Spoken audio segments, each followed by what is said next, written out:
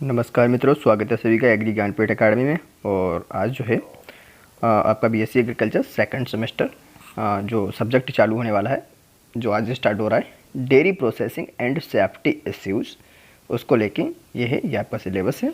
आपको पता होगा एग्री ज्ञानपीठ सिलेबस के साथ ही चलता है। तो आज के दिन जो भी जनरल चीज़ें हैं वो बताई जाएंगी, डेफिनेशन फूड और जो भी चीज़ें हैं फूड के बारे में, वाटर, कार्बोहाइड्रेट, फैट, प्रोटीन, ये जितना भी होगा इसका जनरल पार्ट में जो भी आता है उतना सारा कवर हो जाएगा पहले वीडियो के पार्ट में। तो बिना समय गवाए पहले क्वेश्चन की तरफ शुरुआत करते हैं साथियों। पहला है क्वेश्चन, दूध में सर्वाधिक मात्रा में पाया जाने वाला घटक कौन सा है, कंपोनेंट कौन सा है जो दूध में सर्वाधिक पाया जाता है, सबसे ज़्यादा जल पाया जाता है। ध्यान रखना साथियों, कोई बताएगा फैट, कोई बताएगा प्रोटीन, कोई कार्बोहाइड्रेट, तो लगता भी है जल, कोई नहीं सोचेगा कि जल पाया जाता है, लेकिन सबसे ज़्यादा पाया जाता है वाटर, जल। अगला है, दूध का मुख्य कार्बोहाइड्रेट कौन सा होता है, तो लैक्टोज होता है, लैक्टोज। यहाँ पर भी कन्फ्यूजन होगा, कुछ लोग ग्लूकोज मार के आएंगे, ठीक है, कुछ फ्रक्टोज मार के आएंगे, क्योंकि एक जैसे ऑप्शन लगते हैं, सोचेंगे नहीं ग्लूकोज कहाँ पाया जाएगा, फ्रक्टोज फलों में होता है, सुक्रोज शर्करा में, लैक्टोज जो होता है वो दूध से संबंधित है, ठीक है। अगला है,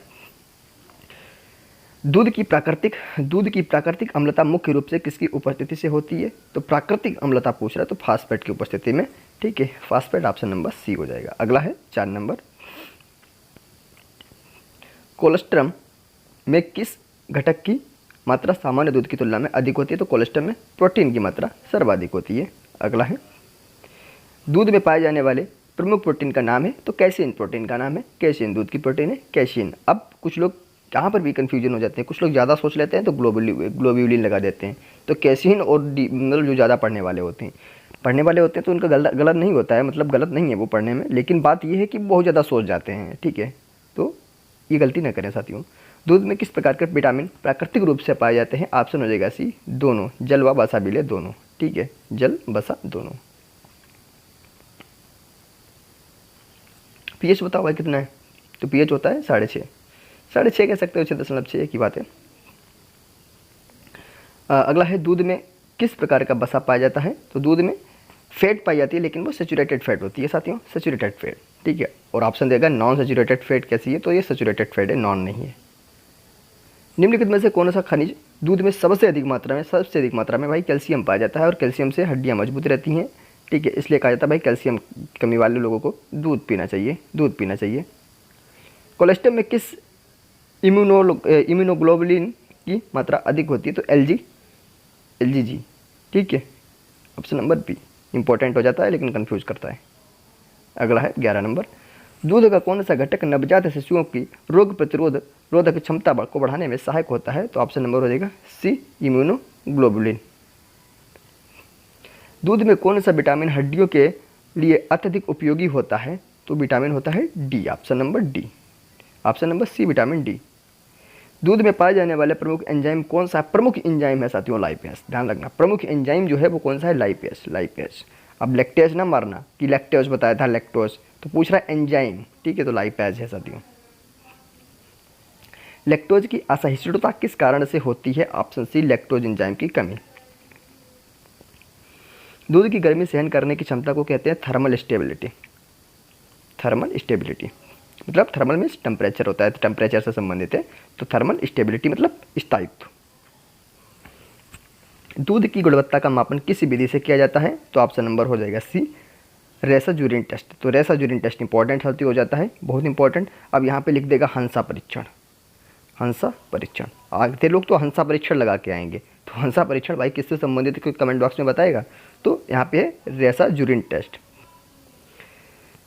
दूध का विशिष्ट गुरुत्व यानी स्पेसिफिक ग्रेविटी कितना होता है, तो सामान्यतः होता है मित्रगण 1.026 से लेकर 1.032 तक होता है। दूध की वसा सामग्री को मापने की सामान्य विधि कौन सी है, ऑप्शन हो जाएगा सी, गैरबर विधि होती है, गैरबर विधि। मानव दूध की तुलना में गाय के दूध में किस घटक की मात्रा अधिक होती है, तो मानव दूध की तुलना में गाय के दूध में किस घटक की मात्रा अधिक होती है मित्रगण, तो प्रोटीन की मात्रा अधिक होती है, ऑप्शन हो जाएगा बी। दूध में पाए जाने वाले कौन से खनिज हड्डियों और दांतों के लिए आवश्यक होते हैं, तो ऑप्शन ए हो जाएगा कैल्शियम और फास्फोरस। कोलेस्ट्रम में किस प्रकार की विटामिन विशेष रूप से अधिक पाई जाती है, तो ए नंबर ऑप्शन, विटामिन B1। सबसे अधिक कोलेस्ट्रम में विटामिन B1 पाई जाती है, सबसे पहले यह ध्यान रखना, बी पाई जाती है, और बी में कौन सी भैया, B1 विटामिन, बहुत इंपॉर्टेंट हो जाता है मित्रगण, इसको ध्यान रखना। दूध में किस विटामिन की कमी से रिकेट्स रोग हो जाता है? तो ऑप्शन नंबर डी, ये तो समझ गए होगे भाई, ये तो पढ़ा होगा बचपन से ही। निम्नलिखित में से कौन दूध में उपस्थित एक एंटीबॉडी? ये बताओ भाई। ऑप्शन नंबर सी हो जाएगा इम्यूनोग्लोबुलिन। ठीक है, ये एक एंटीबॉडी है दूध में। अगला है, दूध में उपस्थित ही कौन सा प्रोटीन कैल्शियम से मिलकर केसिन माइसिल बनाता है? तो कैसिन हो जाता है, ऑप्शन नंबर सी कैसिन है, जो क्या बनाता है? कैसिन माइसिल बनाता है। अगला है, दूध में कौन सा लवण सबसे अधिक पाया जाता है? जहाँ कैल्शियम का नाम आ जाए वही लगा देना, कैल्शियम फॉस्फेट। दूध के वसा कणों को अलग करने के लिए कौन सी प्रक्रिया अपनाई जाती है भाई? तो है ऑप्शन बी होमोजेनाइजेशन होती है, होमोजेनाइजेशन। कोलेस्ट्रॉल में लैक्टेज की मात्रा दूध की तुलना में कैसी होती है? तो भाई कम होती है, ऑप्शन नंबर सी हो जाएगा, कम होती है। दूध में पाए जाने वाला कौन सा विटामिन रक्त के थक्के जमने में सहायक करता है? तो ऑप्शन हो जाएगा सी विटामिन के हो जाएगा। दूध की सफ़ेदी किस कारण होती है? तो ऑप्शन हो जाएगा सी केसिन माइसिल के कारण होती है दूध की सफ़ेदी, यानी दूध का सफ़ेद रंग। दूध का वसा प्रतिशत गाय में लगभग कितना होता है? ऑप्शन नंबर हो जाएगा बी 3.5 से 4.5%। दूध में आयरन की कमी, दूध में आयरन की मात्रा किस स्तर पर होती है? तो बहुत कम स्तर पर होती है, ऑप्शन हो जाएगा सी मित्रों। अगला है, दूध की वसा की संरचना में प्रमुख रूप से कौन सा फैटी एसिड होता है? सी नंबर पामिटिक एसिड होता है, पामिटिक एसिड होता है। दूध का मुख्य जलविलीय प्रोटीन कौन सा है? ऑप्शन हो जाएगा ए विटामिन B2 है मित्रगण। अगला है, कोलेस्ट्रम देने की अनुशंसित अवधि क्या है? अनुशंसित अवधि है ऑप्शन बी जन्म के 24 घंटे के भीतर मित्रों। अगला है, दूध में कार्बोहाइड्रेट की भूमिका क्या होती है? ऑप्शन ए शरीर को ऊर्जा देना। अगला है, दूध में उपस्थिति कौन सा विटामिन नेत्र दृष्टि के लिए आवश्यक होता है? ऑप्शन हो जाएगा ए विटामिन सी। दूध का परीक्षण करने हेतु मिल्कोमीटर का उपयोग किसके लिए किया जाता है? ऑप्शन हो जाएगा बी घनत्व जो होता है मिल्कोमीटर।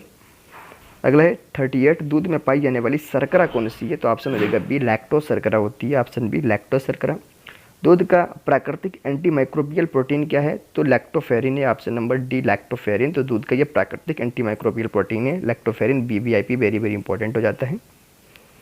अगला है, दूध के पाचन में कौन सा एंजाइम सहायक है? तो लैक्टेज एंजाइम यहाँ पे आएगा। तो लैक्टेज एंजाइम पाचन में साथियों सहायक होता है। दूध में पाए जाने वाले प्रमुख प्रोटीन कैसीन का पीएच परिपक्वता के समय कितना होता है? परिपक्वता के समय कैसीन का पीएच पूछा है साथियों, तो 4.6 होता है, 4.6, ऑप्शन नंबर बी। दूध का प्राकृतिक रंग सफ़ेद होता है, इसका कारण क्या है? तो केसिन माइसिल बहुत बार आ रहा है, तो केसिन माइसिल जरूर ध्यान रखना साथियों। निम्न में से कौन सा खनिज दूध में प्रमुख रूप से पाया जाता है? तो कैल्शियम होता है, ऑप्शन नंबर सी हो जाएगा कैल्शियम। कोलेस्ट्रम की प्रमुख विशेषता क्या है? तो ऑप्शन नंबर बी प्रोटीन की अधिकता होती है। कोलेस्ट्रम में वसा की होती नहीं है, पानी की अधिकता नहीं, लैक्टोज की नहीं, बल्कि प्रोटीन की सर्वाधिक अधिकता होती है किसमें? कोलेस्ट्रम में। दूध में किस प्रकार की वसा मुख्य रूप से पाई जाती है? तो सैचुरेटेड फैट पाई जाती है, संतृप्त वसा पाई जाती है। इंपॉर्टेंट है साथियों, बहुत इंपॉर्टेंट है, ध्यान रखना। दूध की जांच में MBRT टेस्ट का प्रयोग किसके लिए किया जाता है? तो बैक्टीरियल गुणवत्ता, यानी देख लें कि इसमें बैक्टीरिया की गुणवत्ता कैसी है। दूध में बैक्टीरिया पाए जाते हैं जो कि लाभदायक होते हैं, लैक्टोबैसिलस, तो उनकी गुणवत्ता क्या है, उनकी क्वालिटी क्या है। ठीक है, अगला है, दूध में पाई जाने वाली लैक्टोज किस प्रकार की शर्करा है? तो ऑप्शन हो जाएगा बी डाइसेकेराइड है, डाइसेकेराइड है। तो दूध में पाई जाने वाली लैक्टोज जो है वो डाइसेकेराइड शर्करा होती है साथियों। ठीक है, अपने कार्बोहाइड्रेट के प्रकार पढ़े होंगे, ठीक है, शर्करा के प्रकार वगैरह पढ़े होंगे, तो कौन सी है? तो डाइसेकेराइड है। अगला है, दूध में किस विटामिन के कारण रतौंधी नहीं होती है? ऑप्शन नंबर हो जाएगा ए विटामिन सी के कारण रतौंधी नहीं होती है। दूध का पाश्चराइजेशन किस उद्देश्य से किया जाता है? अब देखो इसमें कई सारे ऑप्शन आपको दे देगा, विषाणु नष्ट करने के लिए, तो ऑप्शन नंबर हो जाएगा सी रोगाणु नष्ट करने के लिए। दुनिया नहीं याद रखना है आपको, केवल रोगाणु नष्ट करने के लिए ध्यान रखना है। तो रोगाणु ध्यान रख लेना है कि रोगाणु नष्ट करने के लिए हम पाश्चराइजेशन करते हैं। कोई बताएगा पाश्चराइजेशन कितने टेम्परेचर पर किया जाता है? डिग्री सेल्सियस में जरूरी है, बताओ भाई कमेंट बॉक्स में, कोई बताएगा। अगला है, दूध का विश्लेषण करने में उपयोग होने वाला लेक्टोमीटर किसे मापता है? देखो लेक्टोमीटर घनत्व को मापता है।